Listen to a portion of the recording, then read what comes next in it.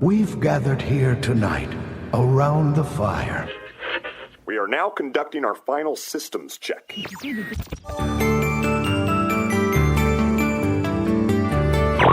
Our library is well stocked with priceless first editions. Only ghost stories, of course.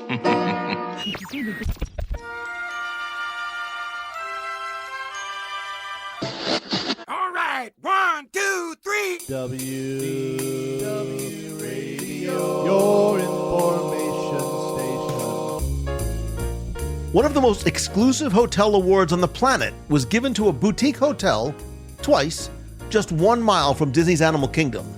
It is a luxury oasis that most people, including me, have never heard of. And it's a hotel that surprised me again and again in every sense of the word, including a remarkable dining experience. And this episode was not planned. It was not on my calendar or radar. I was just so caught off guard by the experience, I knew I had to share it with you. And by the end of this episode, you might be asking yourself the same question I was over and over during my visit, which was, how did I not know about this place? Hello, my friend, and welcome to WDW Radio, your guide to the Disney parks and experiences from around the world. I am Lou Mongello, and this is show number 871. Whether this is your first time listening or you've been with me since the very beginning, thank you for being here. Welcome back, and more importantly, welcome home. Before we dive in, don't forget to join the community and conversation over in the Clubhouse at wdwradio.com/clubhouse. Watch and chat during our live show every Wednesday, 7:30 p.m. Eastern on Facebook and YouTube. And sign up for my free weekly email newsletter and updates over at wdwradio.com so you don't miss a thing. And if today's episode has you thinking about where you'd like to stay on your next trip, whether it's a Disney resort or something like the hotel you're about to hear about, reach out to my friends over at mousefantravel.com for completely free expert vacation planning. But for now, sit back, relax, and enjoy this week's episode of the WDW Radio Show.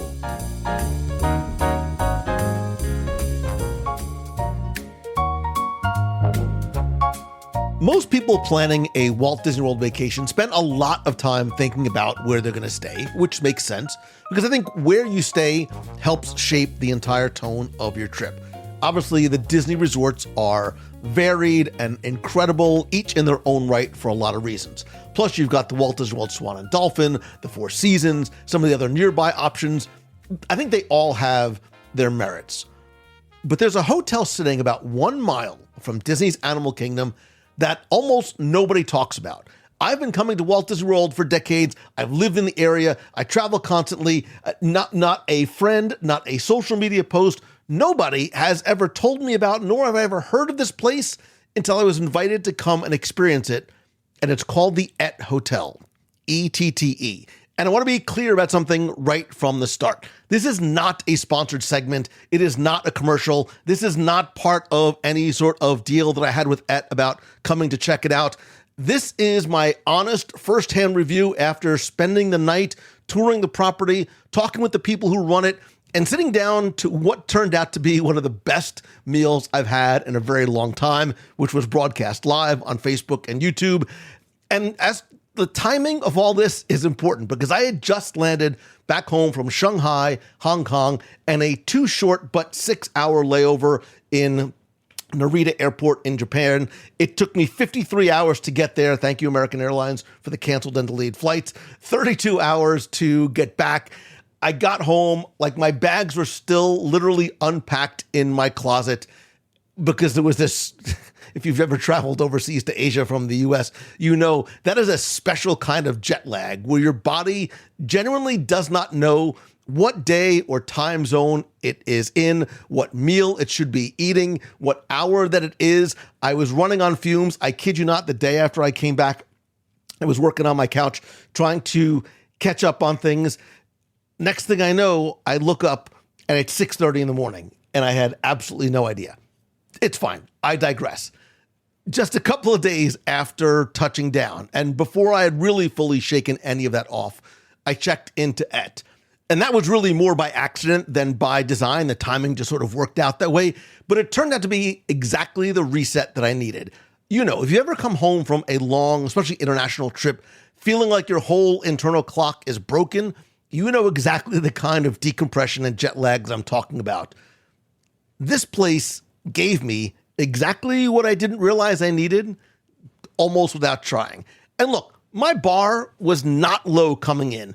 I had just come from some of the best hospitality and food on the planet, and I was still very much caught off guard, which is why I decided on my own to not just do some social posts about my stay there, but I really think it warranted a full conversation here on the show. So I want to tell you everything about the hotel, the food, the overall experience, and why I personally think the Ette Hotel might be one of Central Florida's most surprising, which is the word I keep coming back to, most underrated, borderline invisible before this to me, and most worthy of your attention hidden gems.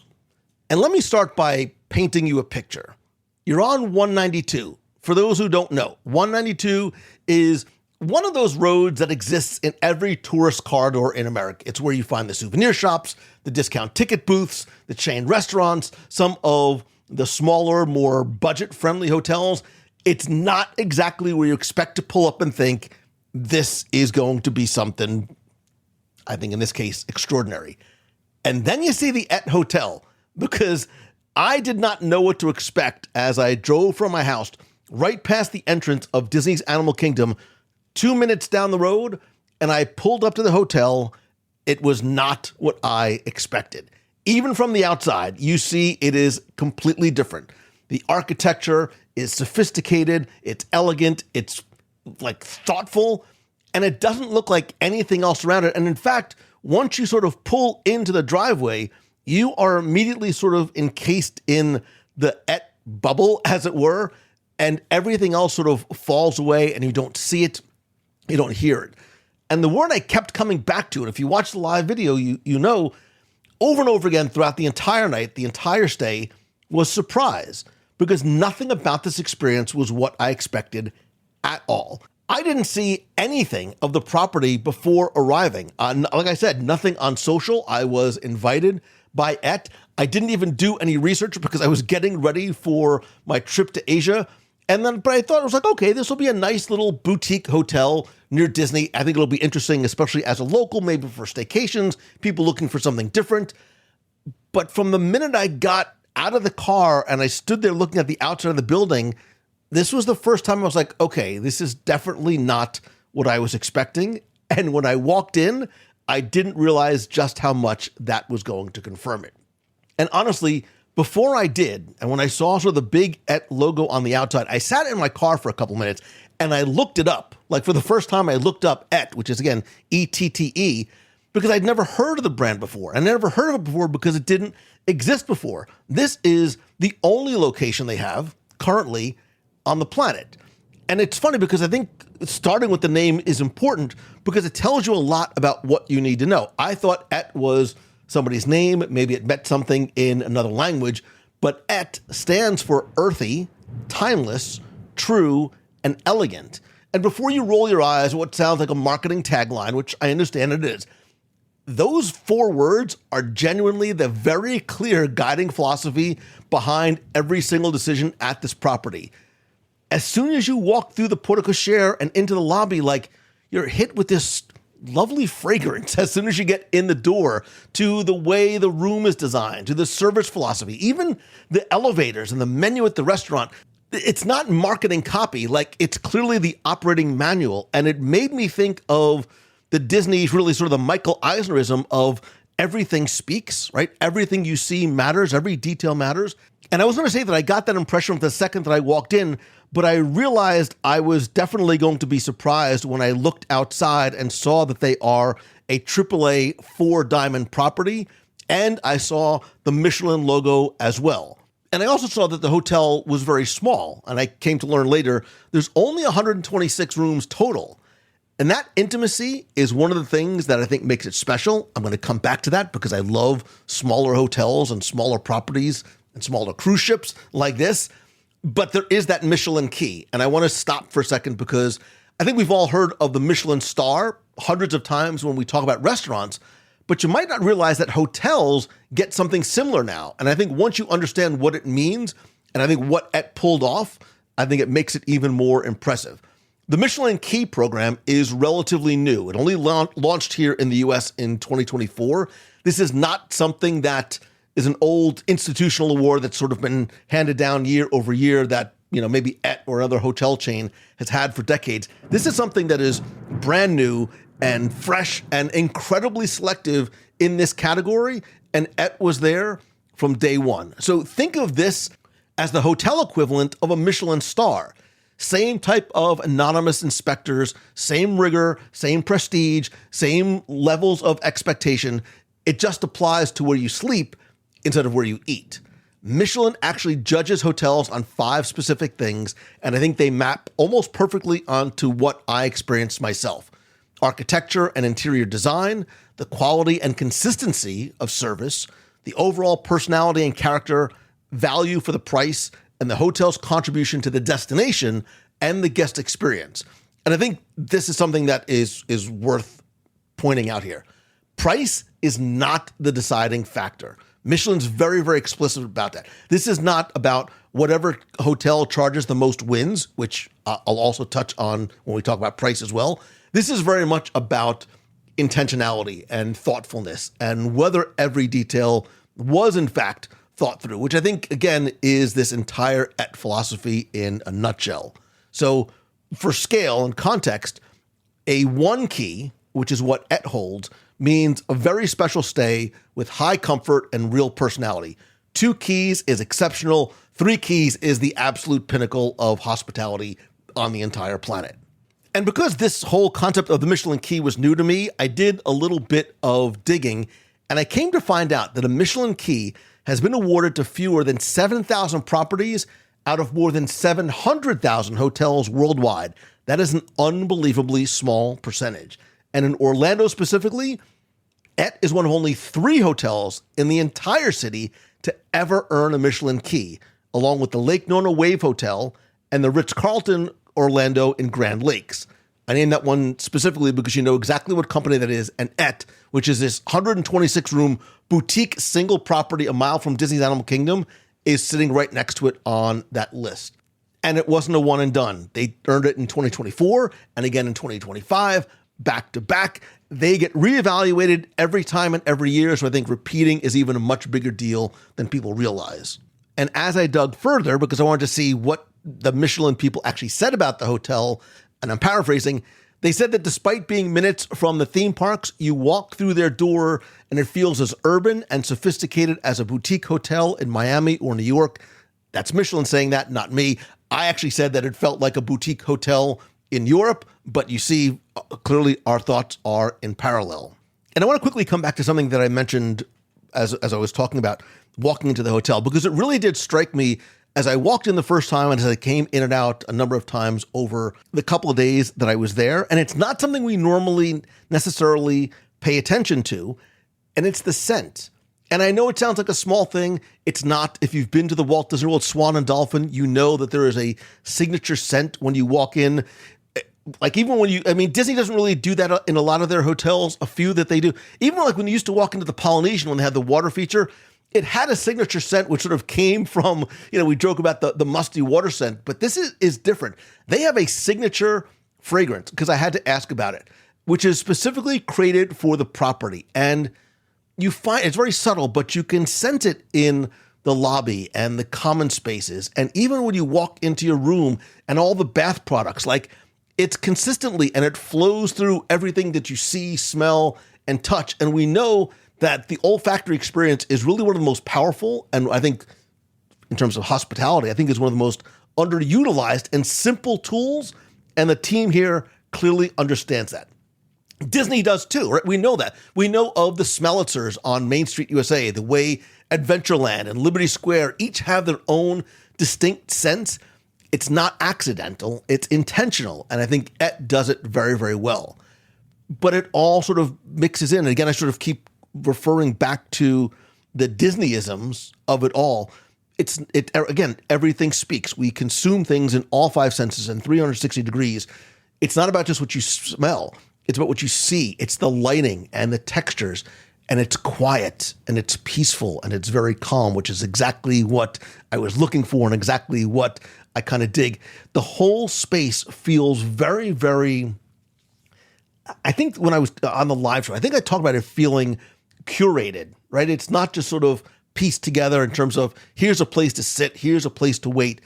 It felt as though it was meant to very clearly communicate a certain vibe. Again, I got the sense that it was very European in what I felt when I walked through. And in talking to the folks from ette, the founders and the owners of the ette Hotel are obviously very well traveled. It is a lot of that European sensibility that is injected into this experience. And they wanted to take that and really kind of distill that down into this, again, for me, completely unknown property in Central Florida, just steps from the theme park. And I was trying to figure out the way to describe it. And the way I felt, and look, I admittedly, I'm very fortunate to get to try.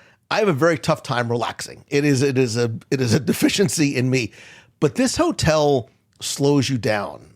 And I don't think that's something that happens very easily in this part of the world, right? We come to Disney and we're just going so quickly all the time, right? We spend the day in the parks, moving fast from attraction to attraction, standing in lines, getting to our ADRs, like we're making decisions very quickly all the time. And I think when you walk into ette, like something changes, like the pace changes and the noise goes away. I said it from the second you sort of pull into the driveway, and I think it happens very easily and very quickly, and for me, very clearly subconsciously.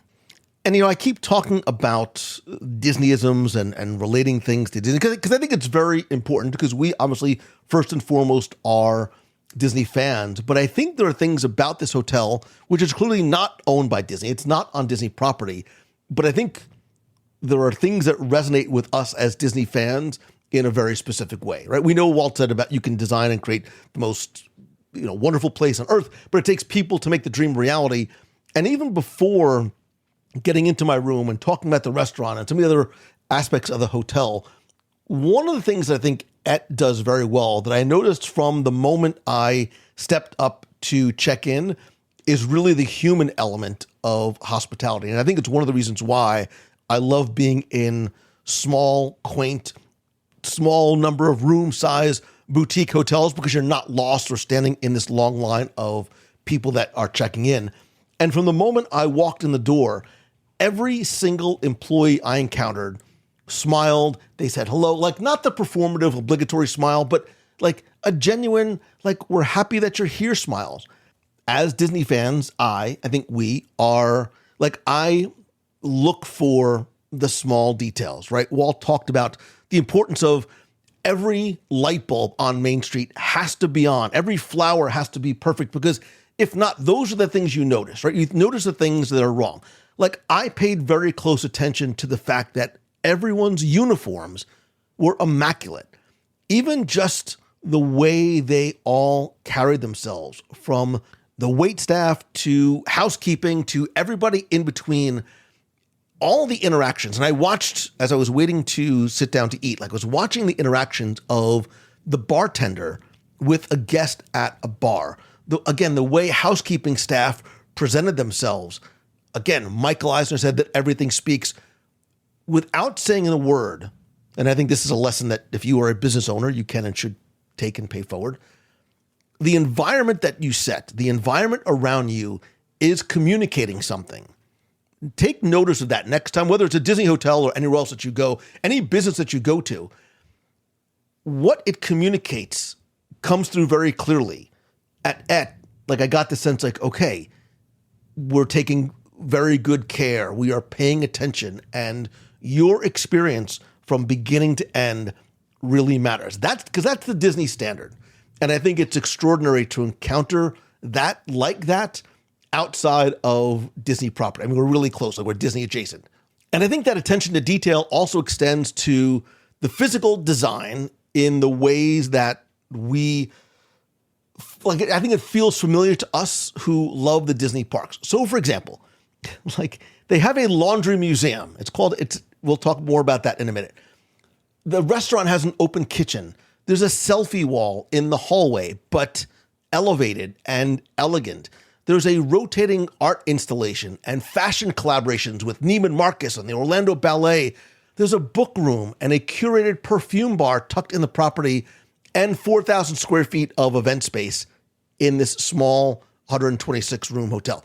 These are not normal. Like, these are not things you normally find, again, not just anywhere, but especially sort of where this hotel, it's why I keep saying how surprising it is.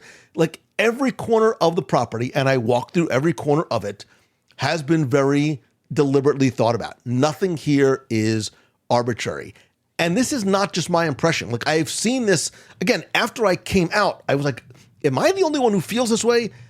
I'm seeing guests who stayed at both ette and places like the Four Seasons and the Ritz-Carlton pointing out that ette isn't trying to be that. It's not trying to be a full-blown resort. It's the ette hotel, not the ette resort. It's not trying to play that game, but the build quality, the obsession to detail, the people, I think it genuinely rivals hotels that, spoiler alert, cost twice as much.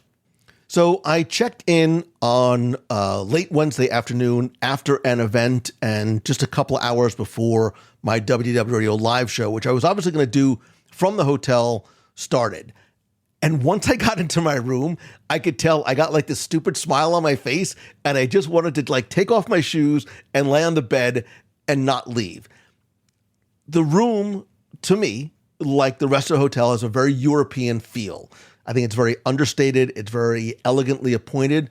It's not over-decorated. Like, it's elevated, but still comfortable, if that makes sense. Like, the bedding is luxurious. The temperature was nice and cold, exactly the way I like it. Like, borderline Arctic, which is great. And I mean that as a compliment.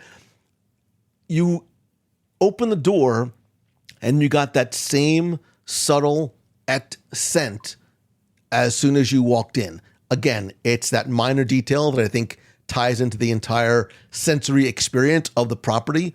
Like, you go to bed and you smell ette. You wake up and you shower and you smell ette. You go downstairs and you smell.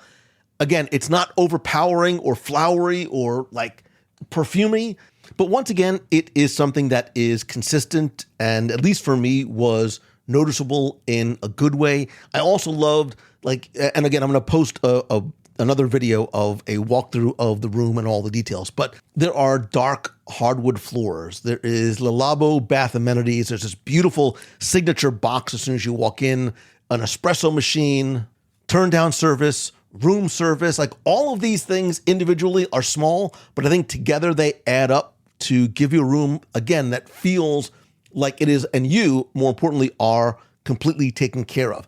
I'm not a like frilly, foofy guy, but even like the bath products carry that signature ette scent. And of course, there are a wide variety of different types of room categories. There are true queens, which is what I was in, true kings, up through elegant rooms and full suites, including a dedicated wellness suite built specifically for recovery. I've seen in some of the reviews mentions of Peloton and techno gym equipment in that category, which is worth knowing if fitness is part of your travel routine. Hi, I'm Lou. It's not mine, but we'll talk more about wellness. And I love the fact that it is very much not just a part of things that you'll find like at the spa downstairs, but even in your room as well. And once again, I was on the 6th floor. It is only 6 stories high. The view from my room, I was not prepared for either. I knew obviously that I was near Disney's Animal Kingdom, but I could see Spaceship Earth, the Walt Disney World Swan and Dolphin, the Tower of Terror from my room, a mile from Animal Kingdom. Like, the whole resort was there. And yes, you can go upstairs and watch fireworks at night. We'll get to that a little bit later. But I think it's important to know how close you are, but still feeling like you are wrapped in something that is very peaceful and very quiet and very much removed from that. Now, because I got there, again, Wednesday afternoon, I was going to do the live show that night, going to do a quick walkthrough, but we were also going to sit down with a couple of folks from ette, including the chef, and do a live show from Salt The Cellar, which is their restaurant. So let's talk about the food.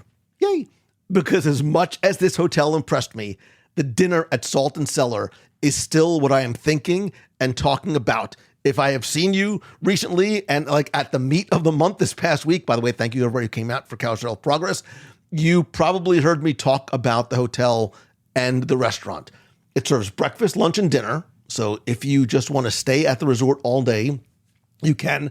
And the menu is designed by a chef who grew up in his dad's pastry shop in New York City, working at Chelsea Market before the Food Network put it on the map, so you know the food's got to be good. He learned to roll croissants standing on milk crates because he couldn't reach the counter. Bro, I get you. I see you. He has no formal culinary training, just a lifetime immersed in food, in quality, and a belief that a meal should be an experience and not just a simple transaction. And that philosophy came through in every single dish, certainly in our conversation with the chef. I'll put a link in the show notes where you can go over to YouTube and watch the full replay of the live show and conversation with the chef. But he made a point at dinner that really stuck with me. He said, and I think unintentionally was quoting Ratatouille, he said, anyone can cook, right? Anybody can learn how to cook now. There's apps, there's masterclasses, recipes are everywhere. You can go on YouTube. What most people don't have access to is the quality of ingredients that a restaurant like this can source. That's the differentiator, and it's something you can absolutely taste. I should also mention here, while I'm thinking about it, they have a Sunday afternoon tea service that's offered, including a specific blend of tea that they were talking about that I cannot wait to come and try. So there's a lot more happening here than just dinner, and I'm already planning on going back for the brunch.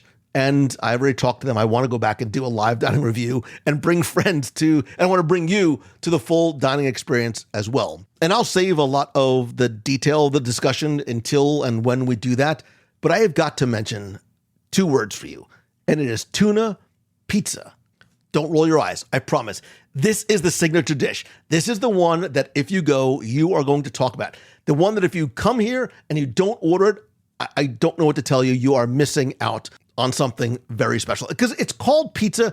Don't let that fool you. And don't let it sound casual either. The quote unquote crust is incredibly wafer thin. It's this just delicate little crisp base that does exactly what it should, which is just hold up everything together without competing with the topping, which is this incredible, and tuna is one of my favorite foods on the planet.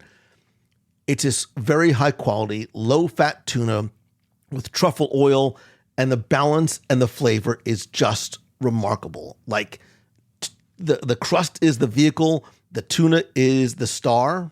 And I'm laughing because I remember the chef said that sometimes when they have a little bit of leftover, they'll take the scraps or if a piece breaks and they'll fold it together and eat it like a little sandwich. And I'm like, I need to be in that kitchen late at night because I can only imagine double the texture, double the flavor. I was going to do it myself when I was eating there at dinner, but I didn't want to embarrass myself or offend the chef. But now I see that that's what he was doing anyway. There is also a full sushi bar at Ette, and if you are a sushi lover, you need to know about this. The quality is exceptional. There are signature rolls with torched salmon belly, tempura, this balance of sauce and vinegar rice, which is amazing. I actually tried one that was on the menu that has, wait for it, Pop Rocks on it. Again, I'm going to go back and do a full dining review. But there was also duck, which, again, if you're not a duck person, this was like a Peking duck, but with this balsamic soy reduction. It was fantastic. It wasn't gamey. And the short rib might have been my favorite entree of the entire night. And fortunately, because there was a few of us at the table, he brought out a number of items for us to try. And then he brought out the lamb. And I was like, all right, I'm not really the biggest lamb kind of guy. It's one of those things that I've tried a few different times, sort of have to be in the mood for it because it can be strong, it can be gamey, it can be a lot. I ate the entire lamb chop. There was no heavy sauces. There was no gaminess. You weren't sort of fighting the protein as opposed to enjoying it. It was clean. This was, again, I keep coming back to the word, one of the biggest and most pleasant surprises I've had at a dinner table in a long time. And as I said, I don't want to go too deep into all the individual items. This is not really meant to be a dining review, but there's something I have to talk about, which is dessert. I know I'm not a sweets guy. I'm really not. But they told me I had to try the passion fruit mousse cigar. And what arrives at your table is exactly what it sounds like. It looks like a giant lit cigar resting on an ashtray, complete with what appears to be a small pile of ash beside it. The cigar, quote unquote, is this passion fruit mousse that's wrapped in dark chocolate and almond, and the ash is made from cocoa nibs. It is one of the most thoughtful and I think theatrical presentations I've seen at a dinner table and works on every level. And once again, I keep coming back to everything speaks. Like the box matters, the delivery matters, the story matters. The way you receive something changes the way you experience it. If they would have just given me passion fruit mousse and chocolate nibs in just a plate or a bowl, it would not have been as impactful as it was having it in this format. Look, Disney understands that better than almost, I think, any organization on earth. I think ette gets it too. You're not just eating this passion fruit flavored dessert. You're having a moment. You're meant to eat something and enjoy something that is meant to be memorable. Now, in the interest of full transparency and disclosure, I get it. You're probably saying, well, Lou, of course, you had an amazing experience. You were there with the chef and you were doing this hosted visit. That's true, but I don't think that matters, and I'll tell you why. Because I went back again the next night by myself, unannounced. I didn't set anything up. There was nothing arranged, just as a guest. One, because I had to get the tuna pizza one more time. And two, I wanted to see if so, how anything changed. And this was the tuna pizza was amazing, by the way. But the thing that I think elevates ette above everything else is I'm coming back to sort of where I started. You've got this beautiful building. You've got this extraordinary chef. You've got the Michelin recognition, the AAA diamonds, the saltwater pool, all these things. But if you don't have good service, none of that matters. Great service doesn't cover bad food. But great food also can't compensate for bad service. And as I said, at ette, from the minute I walked through the door, everybody made me feel welcome. Like not in that scripted, obligatory hospitality way, in a way that made me feel like everybody is proud of where they work and they want you to feel that. And I say that because it's not something that can be faked and it's not something that can be, I think, manufactured. I do a lot of public speaking and I talk specifically about the Disney difference and lessons that we can learn from Disney, not just on leadership, but more importantly, customer service and customer experience. Because I also think, as opposed to coming at it from a former cast member perspective, I come at it from a guest perspective and talk about ways we can all leverage these lessons no matter what our business is, right? Because we're all really, I think, in the relationship business.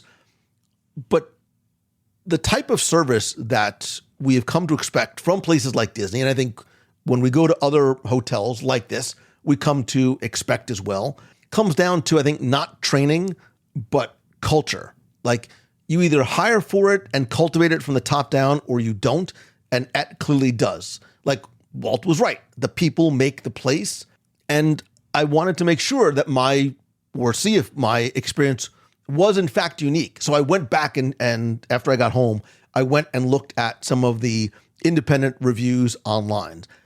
Guests are calling out specific spa staff by name as a highlight of their stay. They talked about how this was their second or third visit and the service held up exactly as it was the second time around. Like that's consistency. That's not just about making a great first impression.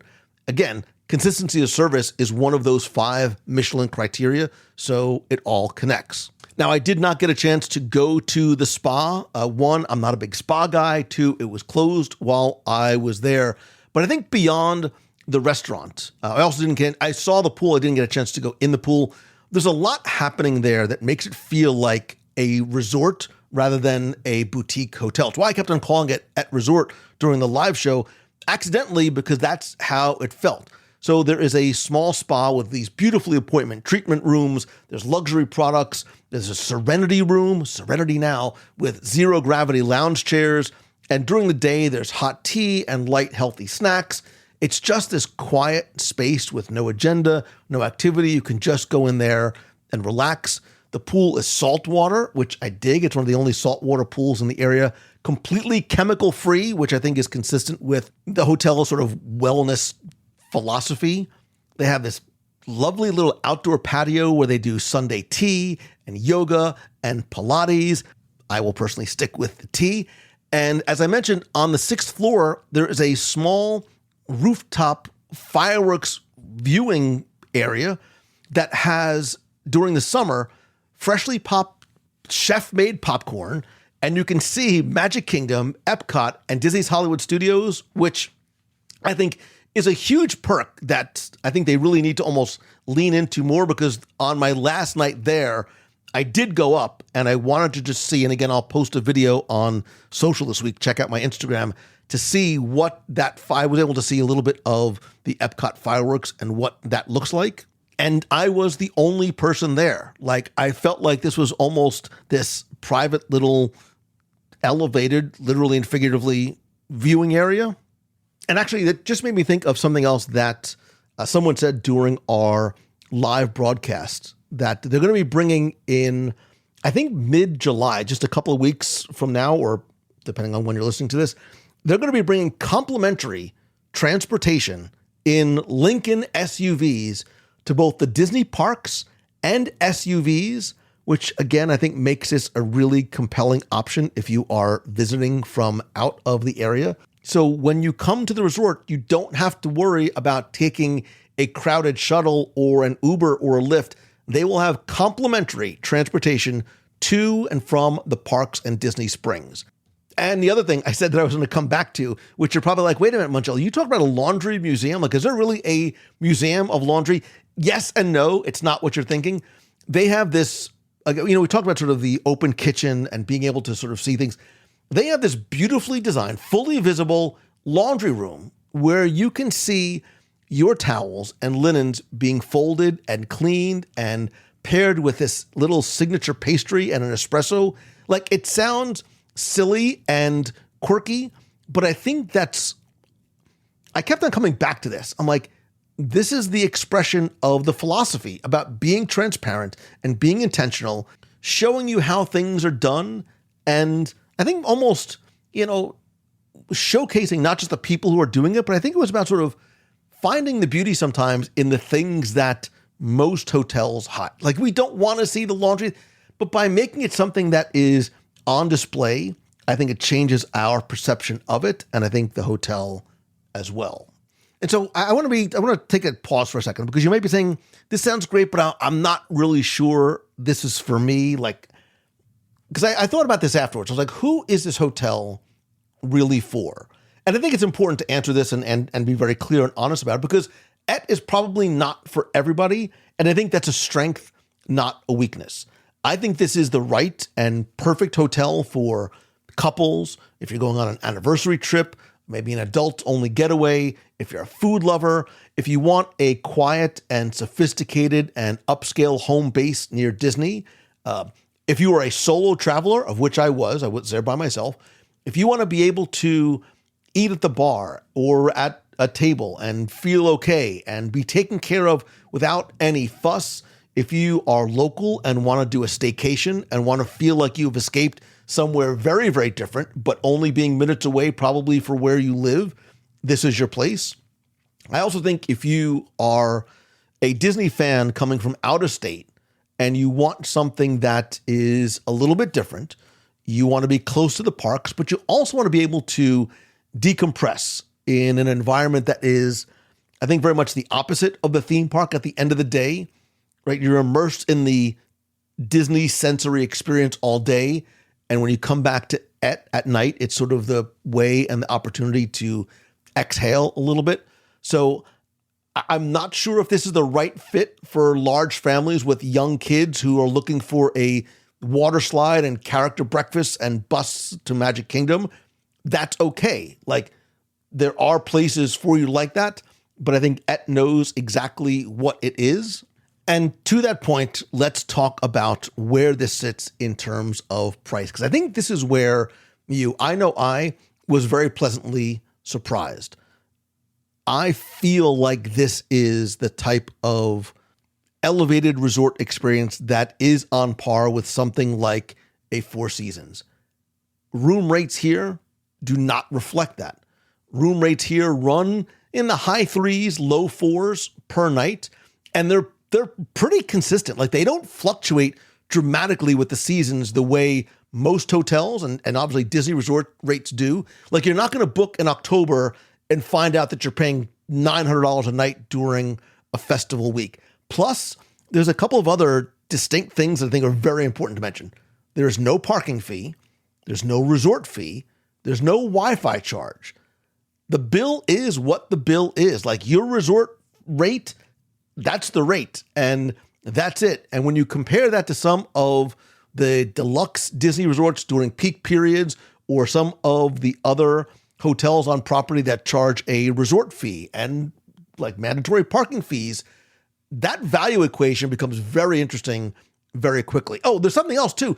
They also participate in magical dining, which is a great low commitment entry point for anybody who wants to experience Salt and the Cellar without committing to a full stay.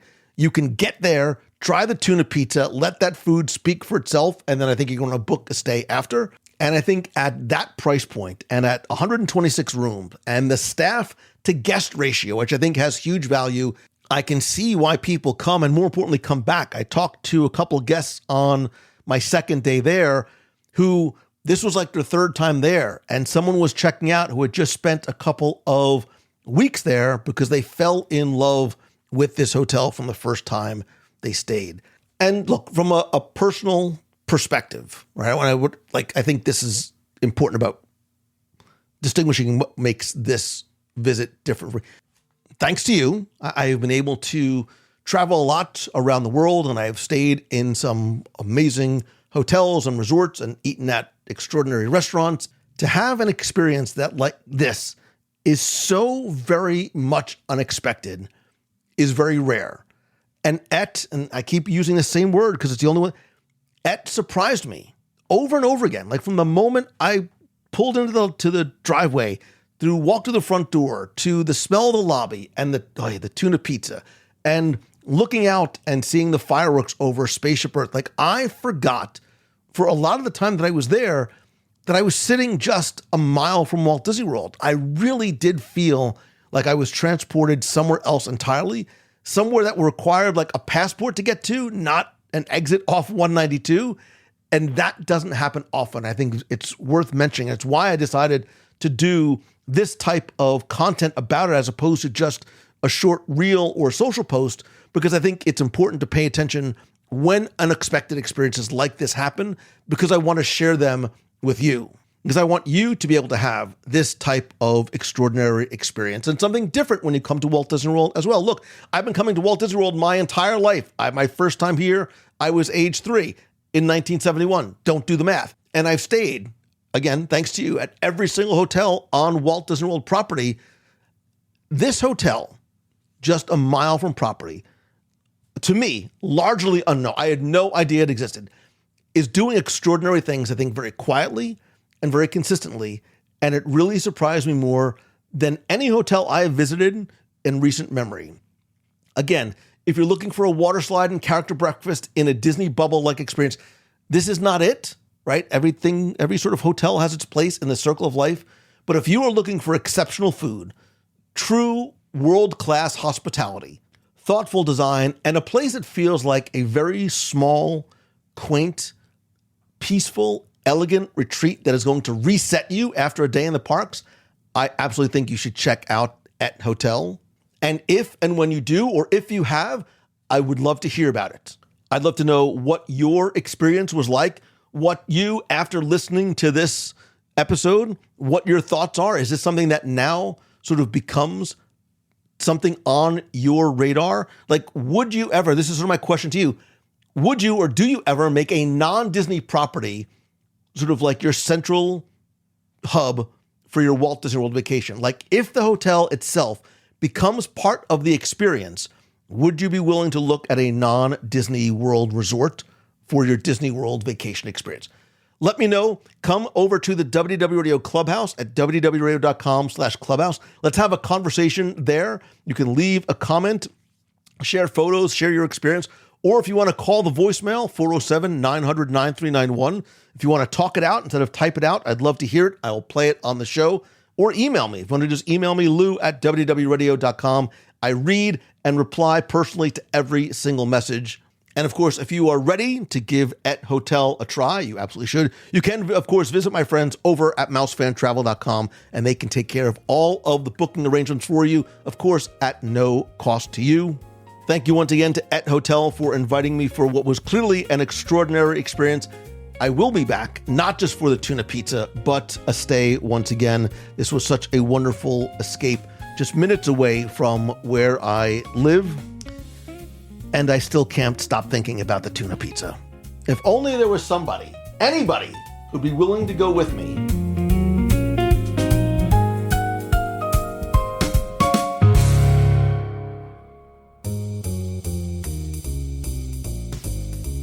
That's going to do it for this week's show. First and foremost, thank you so much for being here. You could have spent your time anywhere, and the fact that you chose to spend part of your day or night or commute with me means the world. I sincerely appreciate you.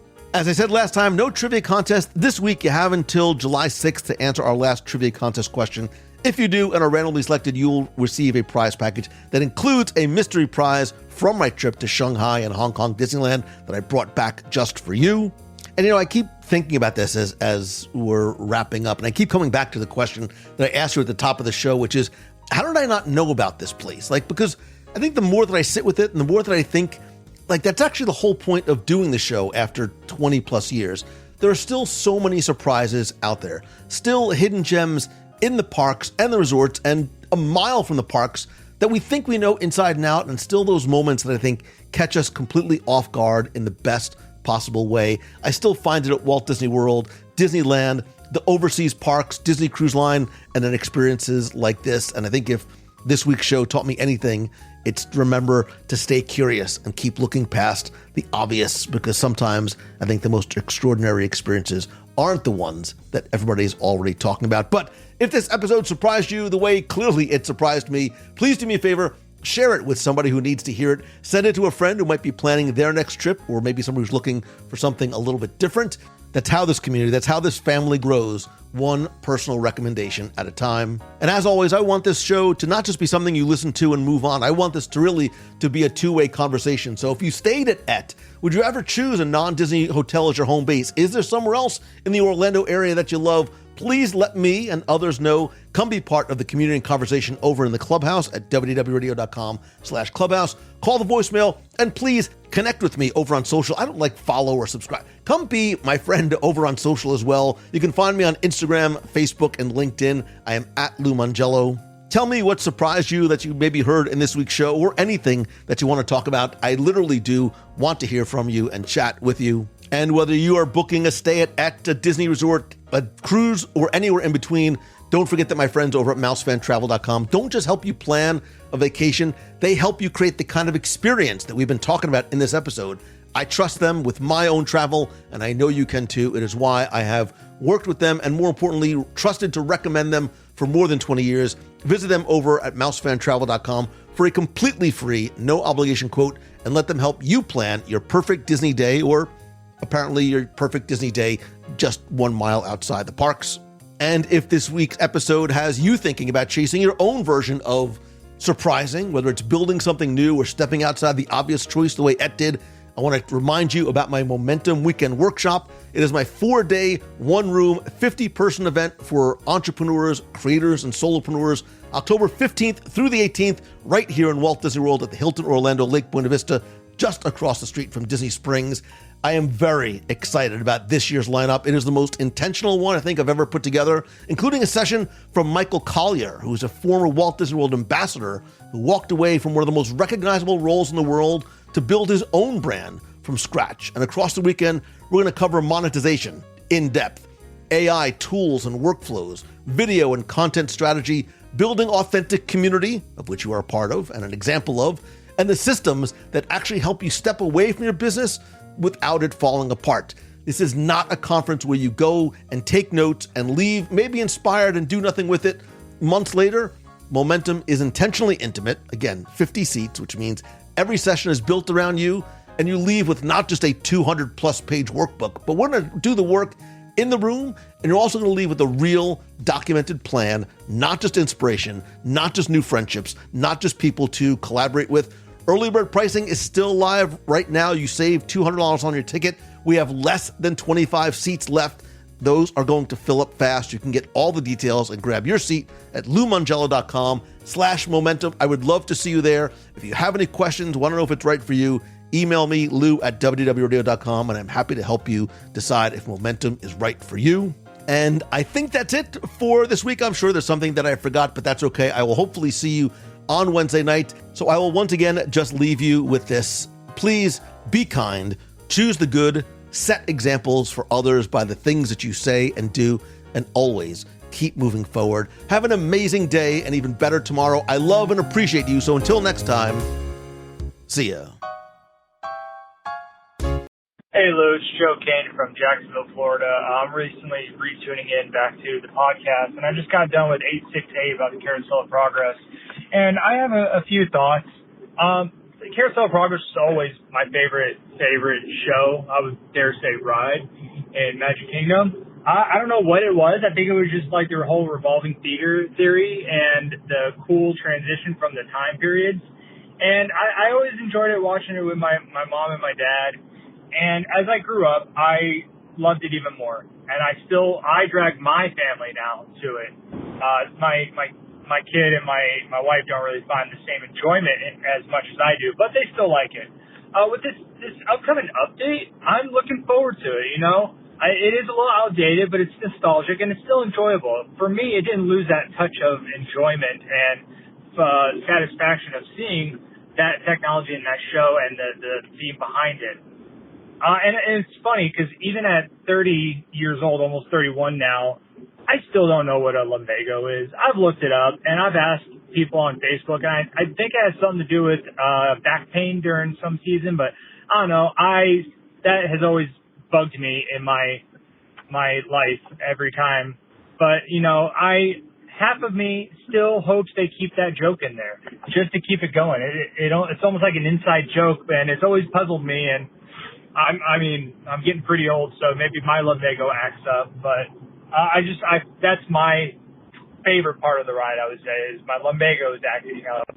So that's just my thoughts. I'm really looking forward to it. I'm going to miss the old show, but I'm still going to love it regardless, and I'm really looking forward to seeing the incorporation of Walt Disney animatronic in it. So thanks for having a great podcast. I'm happy to tune back in, and I'm looking forward to more. Talk to you later.